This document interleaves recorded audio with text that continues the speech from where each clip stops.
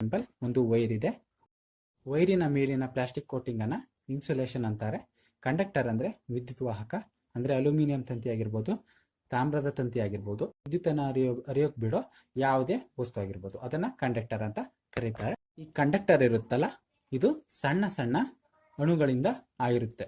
ಉದಾಹರಣೆಗೆ ಒಂದು ಸಣ್ಣ ಸಣ್ಣ ಇಟ್ಟಿಗೆಗಳಿಂದ ಒಂದು ಗೋಡೆ ಆಗಿರುತ್ತೆ ಅಲ್ವಾ, ಅದೇ ರೀತಿ ಕಂಡಕ್ಟರ್ ಕೂಡ ಒಂದು ಸಣ್ಣ ಸಣ್ಣ ಅಣುಗಳಿಂದ ಒಂದು ಕಂಡಕ್ಟರ್ ಆಗಿರುತ್ತೆ. ಆ ಸಣ್ಣ ಅಣುವನ್ನೇ ಅಟಮ್ ಅಥವಾ ಕನ್ನಡದಲ್ಲಿ ಪರಮಾಣು ಅಂತ ಕರೀತಾರೆ. ಅದರೊಳಗೂ ಸುಮಾರು ವಸ್ತುಗಳಿರುತ್ತವೆ. ನ್ಯೂಕ್ಲಿಯಸ್ ಮತ್ತೆ ಎಲೆಕ್ಟ್ರಾನ್ಸ್ ಇರುತ್ತೆ. ನ್ಯೂಕ್ಲಿಯಸ್ ನ ಒಳಗೆ ಪ್ರೋಟಾನ್ ಇರುತ್ತೆ, ನ್ಯೂಟ್ರಾನ್ ಇರುತ್ತೆ. ಎಲೆಕ್ಟ್ರಾನ್ಸ್ ಈ ರೀತಿ ನ್ಯೂಕ್ಲಿಯಸ್ ನ ಸುತ್ತಾ ಇರುತ್ತೆ. ಪ್ರೋಟಾನು ಪಾಸಿಟಿವ್ ವಿದ್ಯುತ್ ಗುಣವನ್ನು ಹೊಂದಿರುತ್ತೆ, ಎಲೆಕ್ಟ್ರಾನ್ ನೆಗೆಟಿವ್ ವಿದ್ಯುತ್ ಗುಣವನ್ನ ಹೊಂದಿರುತ್ತೆ, ನ್ಯೂಟ್ರಾನು ಯಾವುದೇ ರೀತಿಯ ವಿದ್ಯುತ್ ಗುಣವನ್ನ ಹೊಂದಿರೋದಿಲ್ಲ.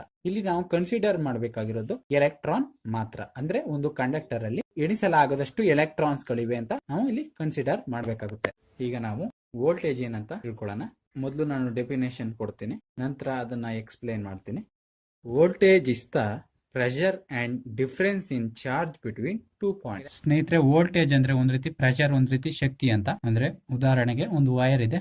ಮುದ್ದೆ ಹೇಳಿದಾಗ ವೈರ್ ಅಲ್ಲಿ ಏನಿರುತ್ತೆ, ಎಣಿಸಲಾಗದಷ್ಟು ಎಲೆಕ್ಟ್ರಾನ್ಸ್ ಇರುತ್ತೆ. ಈ ಎಲೆಕ್ಟ್ರಾನ್ಸ್ ಇರುತ್ತವಲ್ಲ, ಇವು ಇಲ್ಲಿಂದ ಇಲ್ಲಿಗೆ ಈ ರೀತಿ ಮೂವ್ ಆಗ್ತಾ ಇರುತ್ತೆ. ಈ ಎಲೆಕ್ಟ್ರಾನ್ಸ್ ಅನ್ನ ನಾನು ಈ ಡೈರೆಕ್ಷನ್ ಇಂದ ಈ ಡೈರೆಕ್ಷನ್ಗೆ ನಾನು ಫ್ಲೋ ಮಾಡಬೇಕು. ಅದಕ್ಕೆ ಏನ್ ಬೇಕು, ಈ ಎಲೆಕ್ಟ್ರಾನ್ಸ್ ಅನ್ನ ಇಲ್ಲಿಂದ ಇಲ್ಲಿಗೆ ಮೂವ್ ಮಾಡೋಕೆ ಒಂದ್ ರೀತಿ ಪ್ರೆಷರ್ ಬೇಕಲ್ವಾ, ಒಂದ್ ರೀತಿ ಶಕ್ತಿ ಬೇಕಾಗುತ್ತೆ ಅಲ್ವಾ. ಆ ಪ್ರೆಷರ್, ಆ ಶಕ್ತಿನೇ ವೋಲ್ಟೇಜ್ ಅಂತ ಹೇಳ್ಬೋದು.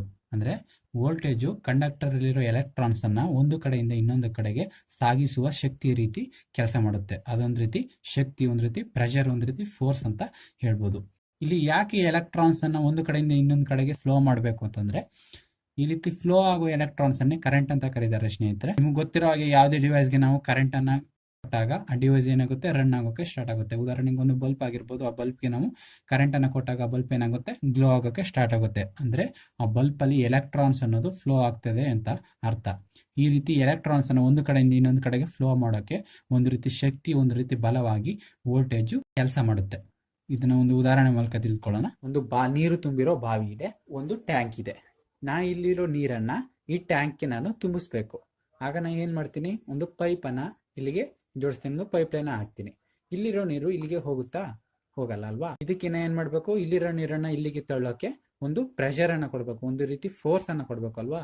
ಆಗ ನಾನು ವಾಟರ್ ಪಂಪ್ ಅನ್ನ ಕನೆಕ್ಟ್ ಮಾಡ್ತೀನಿ. ಆಗ ವಾಟರ್ ಪಂಪ್ ಏನ್ ಮಾಡುತ್ತೆ, ಇಲ್ಲಿರೋ ನೀರನ್ನ ಇಲ್ಲಿಗೆ ಪ್ರೆಷರ್ ಆಗಿ ತಳ್ಳುತ್ತೆ. ಆಗ ಇಲ್ಲಿ ಈ ಪೈಪ್ ಅಲ್ಲಿ ವಾಟರ್ ಫ್ಲೋ ಆಗೋಕೆ ಸ್ಟಾರ್ಟ್ ಆಗುತ್ತೆ, ನಮ್ಮ ಟ್ಯಾಂಕ್ ಕೂಡ ತುಂಬುತ್ತೆ ಅಲ್ವಾ. ಅದೇ ರೀತಿ ವೋಲ್ಟೇಜ್ ಏನ್ ಮಾಡುತ್ತೆ ಅಂದ್ರೆ, ಎಲೆಕ್ಟ್ರಾನ್ಸ್ಗೆ ಕಂಡಕ್ಟರ್ ಅಲ್ಲಿ ಫ್ಲೋ ಆಗೋಕೆ, ಅಂದ್ರೆ ನೆಗೆಟಿವ್ ಚಾರ್ಜ್ ಅನ್ನ ಫ್ಲೋ ಆಗೋಕೆ ಅದು ಪ್ರೆಷರ್ ರೀತಿ ಕೆಲಸ ಮಾಡುತ್ತೆ. ಅಂದ್ರೆ ವೋಲ್ಟೇಜ್ ಅಂದ್ರೆ ಒಂದ್ ರೀತಿ ಪ್ರೆಷರ್ ಅಂತ, ಅದು ಎಲೆಕ್ಟ್ರಾನ್ಸ್ಗೆ ಪ್ರೆಷರ್ ಅನ್ನ ಕೊಡುತ್ತೆ ಕಂಡಕ್ಟರ್ ಅಲ್ಲಿ ಫ್ಲೋ ಆಗೋಕೆ. ವೋಲ್ಟೇಜ್ ಏನಂತ ಗೊತ್ತಾಯ್ತು. ಇನ್ನು ಕರೆಂಟ್ ಅಂದ್ರೆ, electric current is the rate of flow negative charge in conductor. ನಾವು ವೋಲ್ಟೇಜ್ ಅಲ್ಲಿ ನೋಡಿದಾಗೆ ವೋಲ್ಟೇಜ್ ಒಂದ್ ರೀತಿ ಫೋರ್ಸ್ ಅಂತ ಗೊತ್ತಾಯ್ತು. ಈಗ ವೈರ್ ಇದೆ, ವೈರ್ ಅಲ್ಲಿ ಏನಿರುತ್ತೆ, ಎಣಿಸಲಾಗದಷ್ಟು ಎಲೆಕ್ಟ್ರಾನ್ಸ್ ಇರುತ್ತೆ, ಅಂದ್ರೆ ನೆಗೆಟಿವ್ ಚಾರ್ಜ್ ಇರುತ್ತೆ. ವೋಲ್ಟೇಜ್ ಏನ್ ಮಾಡುತ್ತೆ, ಎಲೆಕ್ಟ್ರಾನ್ಸ್ಗೆ ಪ್ರೆಷರ್ ಕೊಡುತ್ತೆ. ಪ್ರೆಷರ್ ಕೊಟ್ಟಾಗ ಏನಾಗುತ್ತೆ, ಕಂಡಕ್ಟರ್ ಅಲ್ಲಿ ಎಲೆಕ್ಟ್ರಾನ್ಸ್ ಫ್ಲೋ ಆಗೋಕೆ ಸ್ಟಾರ್ಟ್ ಆಗುತ್ತೆ ಅಲ್ವಾ. ಆ ರೀತಿ ಫ್ಲೋ ಆಗೋ ಎಲೆಕ್ಟ್ರಾನ್ಸ್ ಅನ್ನೇ ಕರೆಂಟ್ ಅಂತ ಕರೆಯೋದು. ಅಂದ್ರೆ flow of electrons in conductor. Voltage pressure ಕೊಡುತ್ತೆ, ಪ್ರೆಷರ್ ಕೊಟ್ಟಾಗ ಫ್ಲೋ ಆಗೋ ಎಲೆಕ್ಟ್ರಾನ್ಸ್ ನ ಪ್ರಮಾಣವನ್ನೇ ನಾವು ಕರೆಂಟ್ ಅಂತ ಕರೆಯೋದು. ಈ ಕರೆಂಟ್ ನ ಹರಿಯುವಿಕೆ AC ಕರೆಂಟ್ ಅಲ್ಲೇ ಬೇರೆ ಇರುತ್ತೆ, DC ಕರೆಂಟ್ ಅಲ್ಲೇ ಬೇರೆ ರೀತಿ ಫ್ಲೋಯಿಂಗ್ ಆಗುತ್ತೆ. DC ಕರೆಂಟ್ ಅಲ್ಲಿ ಮೈನಸ್ ಇಂದ ಪ್ಲಸ್ ಕಡೆಗೆ ಫ್ಲೋ ಆಗುತ್ತೆ. AC ಕರೆಂಟ್ ಅಲ್ಲಿ ಪ್ಲಸ್ ಮತ್ತೆ ನ್ಯೂಟ್ರಲ್ ಇರುತ್ತೆ ಅಲ್ವಾ, ಅಂದ್ರೆ ಪ್ಲಸ್ ಮತ್ತೆ ಮೈನಸ್ ಅಂತ. ಒಂದ್ ಸಾರಿ ಪ್ಲಸ್ಗೆ ಎಲೆಕ್ಟ್ರಾನ್ಸ್ ಫ್ಲೋ ಆದ್ರೆ ಇನ್ನೊಂದ್ ಸಾರಿ ಮೈನಸ್ಗೆ ಫ್ಲೋ ಆಗುತ್ತೆ. ಈ ರೀತಿ ಎಲೆಕ್ಟ್ರಾನ್ಸ್ ಅಂದ್ರೆ ಕರೆಂಟ್ ತನ್ನ ದಿಕ್ಕನ್ನ ಬದಲಾಯಿಸ್ತಾ ಇರುತ್ತೆ AC ಸಿಸ್ಟಮ್ ಅಲ್ಲಿ. ಇದಿಷ್ಟು ಕರೆಂಟ್ ಬಗ್ಗೆ ಆಯ್ತು. ಇನ್ನು ರೆಸಿಸ್ಟೆನ್ಸ್ ಏನಂತ ತಿಳ್ಕೊಳ್ಳೋಣ. Resistance is a material tendency to resist the flow of charge.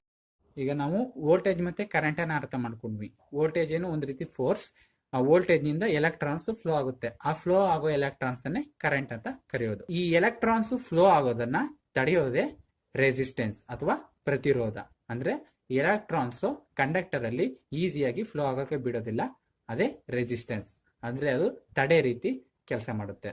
ಉದಾಹರಣೆಗೆ ಇಲ್ಲಿ 2 ಪೈಪ್ ಇದೆ, ಒಂದು ಪೈಪು ಫ್ರೀ ಆಗಿದೆ, ಇನ್ನೊಂದು ಪೈಪಲ್ಲಿ ಸ್ವಲ್ಪ ಕಲ್ಲುಗಳಿಂದ ಆ ಪೈಪು ತುಂಬಿಕೊಂಡಿದೆ.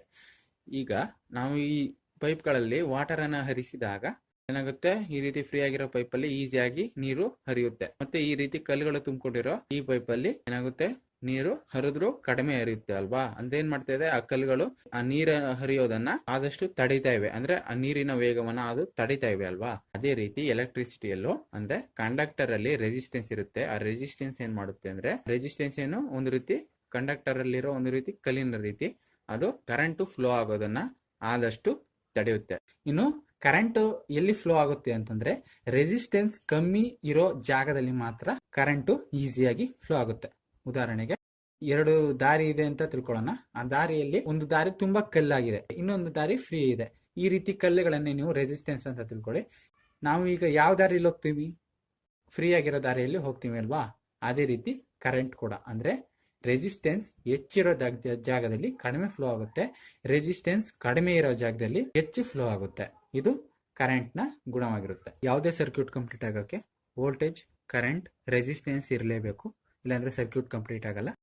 ವೋಲ್ಟೇಜ್ ಅನ್ನ ವೋಲ್ಟ್ಸ್ ಅಲ್ಲಿ ಅಳಿತಾರೆ, ಕರೆಂಟ್ ಅನ್ನ ಆಂಪಿಯರ್ ಅಲ್ಲಿ ಅಳಿತಾರೆ, ರೆಸಿಸ್ಟೆನ್ಸ್ ಅನ್ನ ಓಮ್ ಅಲ್ಲಿ ಅಳಿತಾರೆ. ಸ್ನೇಹಿತರೆ, ವಿಡಿಯೋ ಇಷ್ಟವಾಗಿದ್ರೆ ವಿಡಿಯೋಗೆ ಒಂದು ಲೈಕ್ ಅನ್ನು ಮಾಡಿ. ನಿಮ್ಮ ಸಲಹೆಗಳೇನಾದರೂ ಇದ್ರೆ ಕಮೆಂಟ್ ಬಾಕ್ಸ್ ಅಲ್ಲಿ ನಮಗೆ ತಿಳಿಸಿ. ಸ್ನೇಹಿತರೆ, ಇದೇ ರೀತಿ ಕನ್ನಡದಲ್ಲಿ ನೀವು ಎಲೆಕ್ಟ್ರಿಕಲ್ಗೆ ಸಂಬಂಧಿಸಿದ ವಿಷಯಗಳನ್ನು ತಿಳ್ಕೋಬೇಕು ಅಂತಂದರೆ ನಮ್ಮ ಚಾನಲನ್ನು ಇವತ್ತೇ ಸಬ್ಸ್ಕ್ರೈಬ್ ಮಾಡ್ಕೊಳ್ಳಿ. ಇವತ್ತಿಗೆ ಇಷ್ಟೇ. ವಿಡಿಯೋ ನೋಡಿದ್ದಕ್ಕಾಗಿ ತುಂಬ ಧನ್ಯವಾದ.